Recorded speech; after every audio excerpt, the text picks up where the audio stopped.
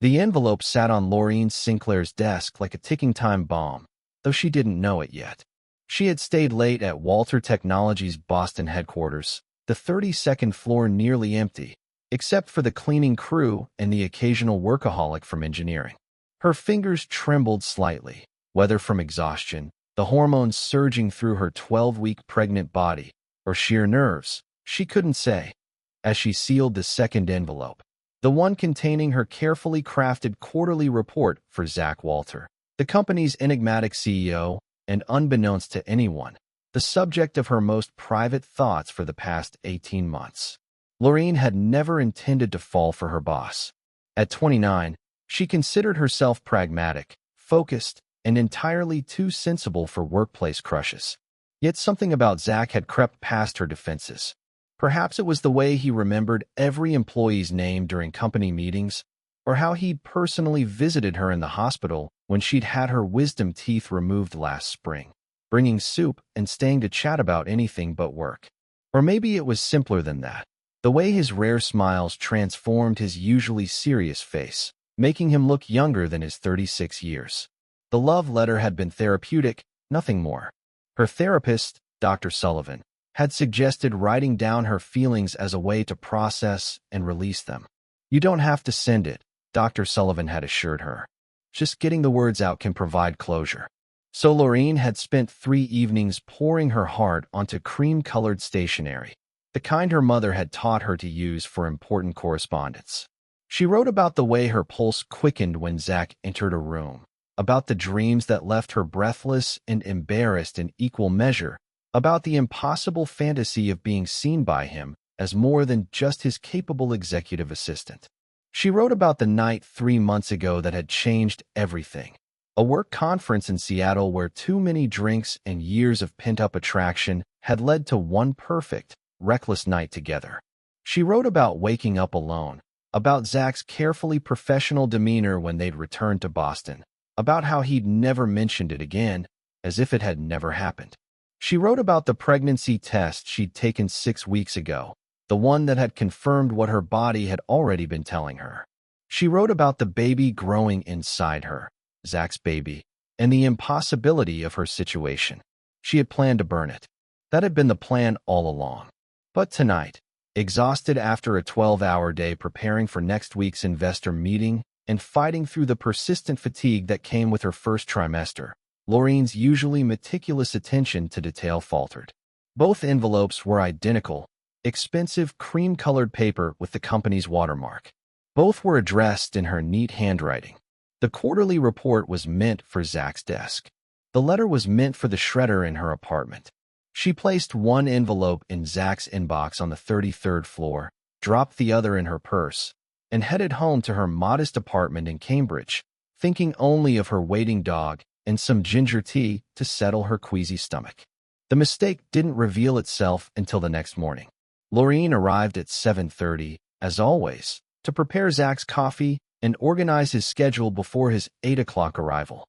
She hung her coat, fed the office bed of fish Zach kept on the credenza, and reached into her purse for her phone. Her fingers touched paper. Expensive cream-colored paper. The quarterly report stared up at her from inside her purse, and Laureen's world tilted sideways. Her vision blurred at the edges as the realization crashed over her. If this envelope was here, then the other one, the letter confessing her deepest, most mortifying feelings and the secret about their baby, was currently sitting in Zach Walter's inbox. "No, no, no, no, no," she whispered, her voice rising with each repetition. She ran to the elevator, jabbing the button for the 33rd floor with increasing desperation. Her heart hammered against her ribs so hard she thought it might crack them. This couldn't be happening. This was the kind of mistake that ended careers, that became cautionary tales whispered in break rooms. The elevator doors opened to reveal Zach's floor, and Laureen sprinted toward his office with such speed that Dorothy, the senior vice president, actually pressed herself against the wall to avoid collision.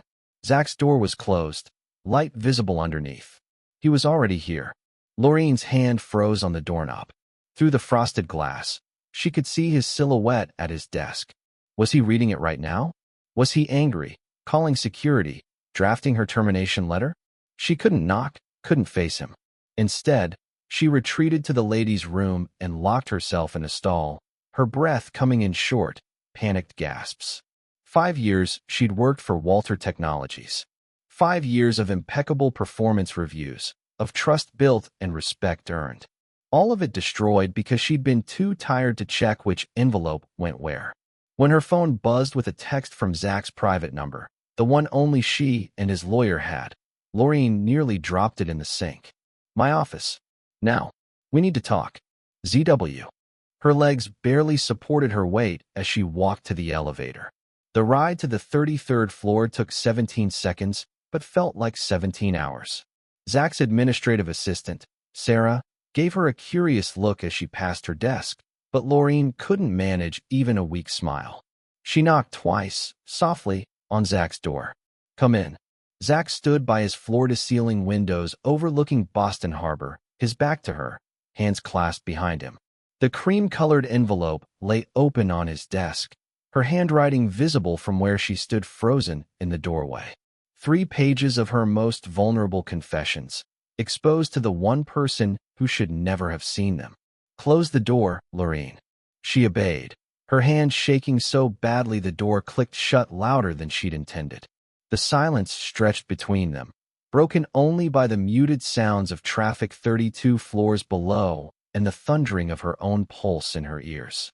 "I'm sorry," she whispered, the words scraping past the lump in her throat. "I never meant, it was a mistake. I wrote it for therapy, for closure. I was supposed to destroy it. I'll clean out my desk immediately. I'm so sorry." Zach turned to face her, and Laureen's breath caught. She'd expected anger, maybe disgust, perhaps the cold professional mask he wore in difficult board meetings. Instead, his expression was a mixture of shock, confusion, and something else she couldn't quite read. "You're pregnant," he said quietly. It wasn't a question. "With my child. From Seattle." Laureen felt tears burning her eyes, but refused to let them fall. "Yes. And you weren't going to tell me." "I didn't know how," Laureen admitted, her voice breaking. "You never mentioned Seattle. You acted like it never happened. I thought it was just a mistake to you. A regret. And then I found out about the baby, and I didn't want you to feel obligated or trapped. I was going to handle it on my own." Zach was quiet for a long moment, his jaw tight. "How far along are you?" 12 weeks. He closed his eyes briefly, and when he opened them again, they were blazing with an intensity she'd never seen. 12 weeks. 3 months you've been carrying my child and dealing with this alone." His voice was low, controlled, but she could hear the anger beneath it. Not at her, she realized, but at the situation. At himself. "Zach." "Seattle wasn't a mistake," he interrupted, crossing the distance between them in 3 strides. "It wasn't a regret. It was the best night of my life, and I've spent the last 3 months hating myself for letting it happen because you work for me, and I never wanted you to feel pressured or uncomfortable." He stopped just in front of her, close enough that she could smell his cologne. "I stayed professional because I thought that's what you needed. I thought I was protecting you." Laureen stared at him, her mind struggling to process his words. You wanted it to mean something?" "I wanted it to mean everything," Zach said fiercely. "But I'm your boss, Laureen. There are lines I shouldn't cross, power dynamics that matter. I woke up that morning in Seattle, looked at you sleeping beside me, and realized I'd done exactly what I'd sworn I'd never do. I'd taken advantage of my position." "You didn't take advantage," Laureen said quickly. "I wanted it just as much as you did. More, maybe. I've wanted you for 18 months, Zach. That night in Seattle, it wasn't the alcohol. It was me finally having the courage to tell you how I felt." Zach reached up and cupped her face in his hands, his touch achingly gentle. "And now you're pregnant with my baby, and you thought I wouldn't want to know. I thought you'd feel trapped," Laureen whispered. "I thought you'd stay out of obligation, not because you wanted to." "Laureen." He said her name like a prayer. "I've been in love with you for 2 years. 2 years of maintaining professional distance because it was the right thing to do. 2 years of torture, watching you every day and knowing I couldn't tell you how I felt." His thumbs brushed away the tears that had started to fall. "Seattle happened because I'm weak, because I couldn't resist you anymore. And when I woke up alone, I thought you regretted it. I thought I'd ruined everything. You love me. Lorene could barely breathe. I love you, Zach confirmed, his gray eyes holding hers. I love you, and I want this baby. Our baby. Not out of obligation, but because it's the most incredible gift I never knew I wanted until this moment.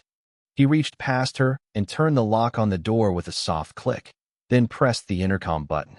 Sarah, please send up Rachel from Human Resources and David from Legal. Tell them it's urgent. Lorene's stomach dropped. What are you doing?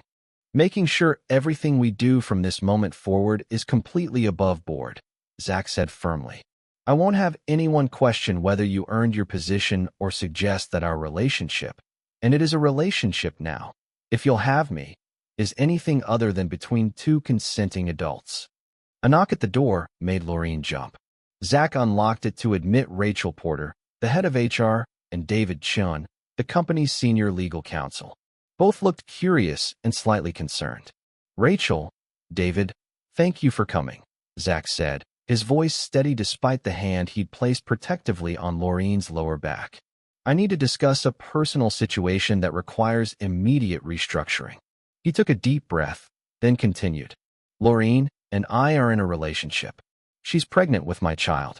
We need to ensure that her career is protected and that there are no conflicts of interest going forward. Rachel's eyebrows rose high, and David immediately began taking notes. Lorene can no longer report directly to me, Zach continued. She needs a lateral move to a senior position in another department with appropriate compensation. And we need to file all the necessary relationship disclosure paperwork. Rachel recovered quickly, her expression shifting to something more professional. Lorene, is this accurate? Are you in a relationship with Mr. Walter? And are you comfortable with these arrangements? Lorene looked at Zach, at the determination in his eyes, at the way he stood beside her like he was ready to fight the world for her and their baby. She thought about the letter, about Seattle, about 18 months of secret longing finally finding its answer. Yes, she said firmly. I am. David typed rapidly. I'll draft the paperwork today. Lorene, we'll need to find you a new position immediately. Do you have any preferences? Business development, Lorene said, her mind racing ahead. I've been taking night classes in strategic planning. Thomas Wright mentioned they needed someone. Done, Zach said, with a 20% salary increase to reflect the senior role. Zach, that's not necessary. It absolutely is, he interrupted gently. This is a promotion you've earned, not compensation for dating the CEO or carrying his child. As Rachel and David finalized the details and prepared to leave, Zach turned to Lorene. Have dinner with me tonight, he said softly. A real date. And we need to talk about the baby, doctor's appointments, how you're feeling, what you need. Everything I should have been there for these past 3 months. Lorene felt tears gathering again, but this time they were tears of relief. I would love that. The next 6 weeks transformed Lorene's life in ways she'd never imagined. Her new position in business development was challenging and rewarding, and Thomas Wright proved to be an excellent supervisor who valued her strategic thinking. But the real change was Zach. He threw himself into preparing for fatherhood with the same intensity he brought to everything else. He attended every doctor's appointment, his hand gripping hers as they listened to their baby's heartbeat on the monitor. He researched prenatal nutrition, filled her apartment with healthy snacks, and called her every evening to make sure she'd eaten dinner. He held her hair back during morning sickness episodes and rubbed her feet when they swelled. And slowly, carefully, they built a relationship that went beyond that one perfect night in Seattle. They talked for hours about everything, their childhoods, their dreams, their fears about becoming parents. They went on dates to quiet restaurants where Zach would reach across the table to take her hand, his thumb tracing circles on her palm. They spent weekends apartment hunting, looking for a place big enough for a nursery and a life together. Move in with me, Zach said one Saturday afternoon as they stood in his Back Bay apartment, looking out over the harbor. My place is bigger, and we can convert the spare bedroom into a nursery. Lorene leaned into him, feeling his arms wrap around her from behind, his hands coming to rest on her 18-week belly. Are you sure? That's a big step. I'm sure. Zach murmured into her hair. I want to wake up with you every morning. I want to be there for every kick, every craving, every moment. I don't want to miss anything else. She turned in his arms and kissed him softly. Then yes, let's do it. But their happiness was short-lived.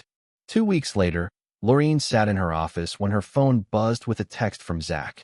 Emergency board meeting in 20 minutes. Unscheduled. Something's wrong. ZW.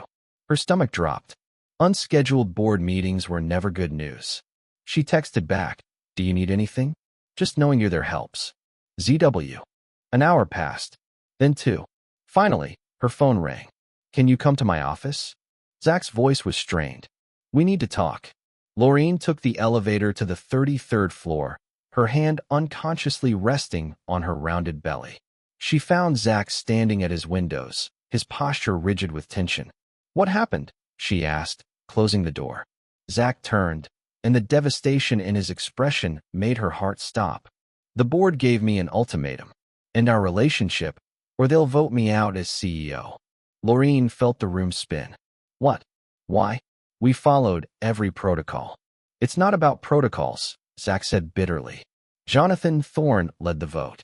He claims our relationship, and your pregnancy, creates an appearance of impropriety. He's concerned about lawsuits, about what it looks like that my assistant is suddenly pregnant and promoted. His jaw clenched.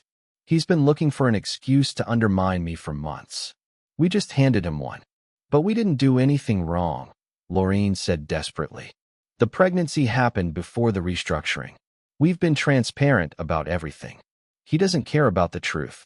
He cares about optics and control. Zach moved toward her, his eyes tortured. If I refuse and they vote me out, 12,000 employees lose their jobs when his allies strip the company for parts. Laureen felt tears burning her eyes as understanding dawned. So you have to choose. The company or us. There has to be another way. There isn't, Laureen interrupted, her voice stronger than she felt. We both know there isn't. You can't sacrifice 12,000 families for us. She placed a hand on her belly, feeling their daughter move beneath her palm.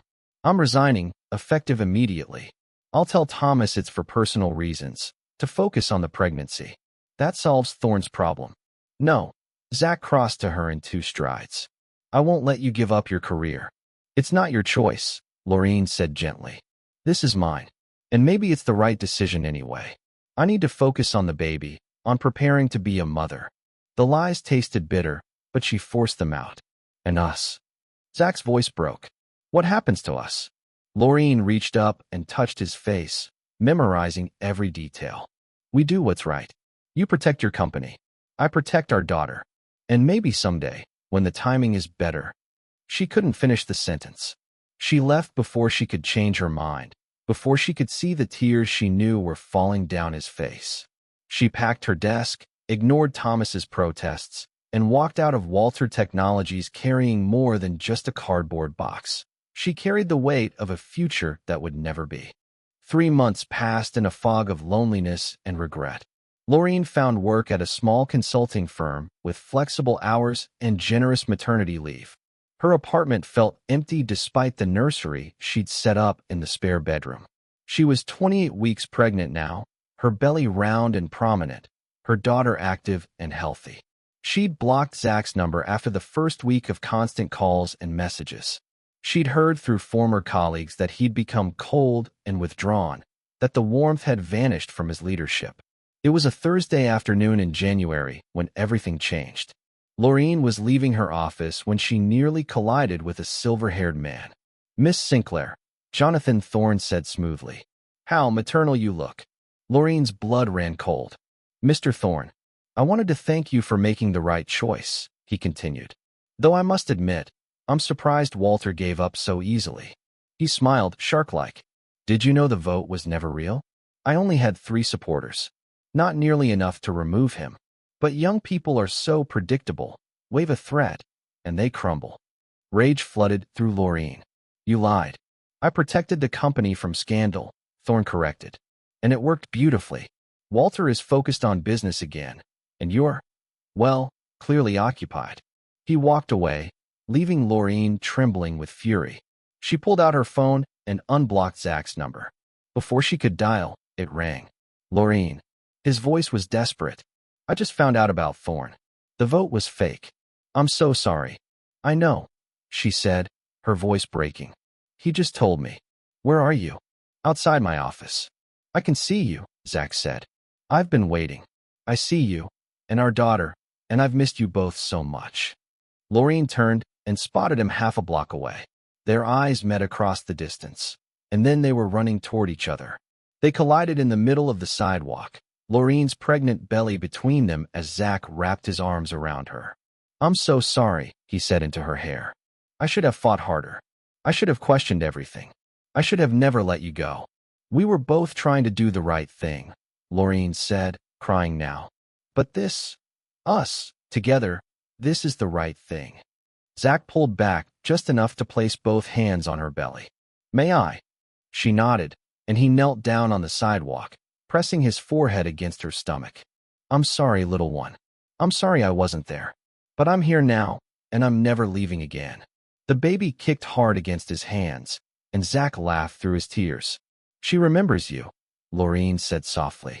She's been waiting for her father. Zach stood and cupped Laureen's face. Come home. Move in with me.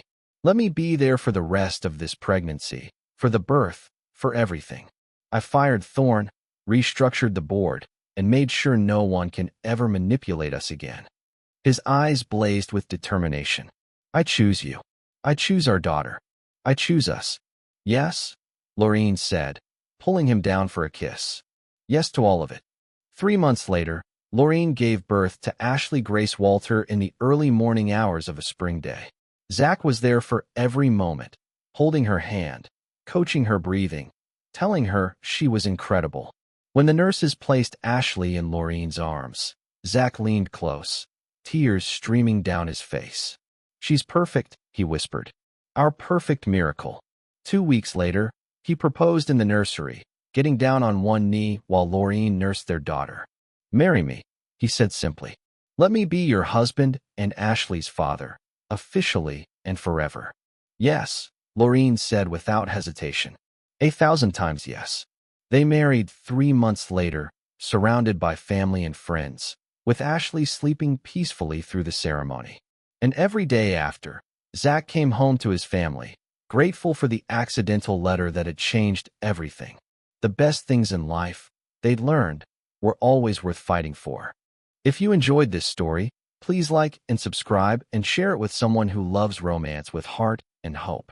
Stories of second chances and unexpected blessings remind us that love comes in surprising ways, and that the courage to be vulnerable can lead to the most beautiful transformations.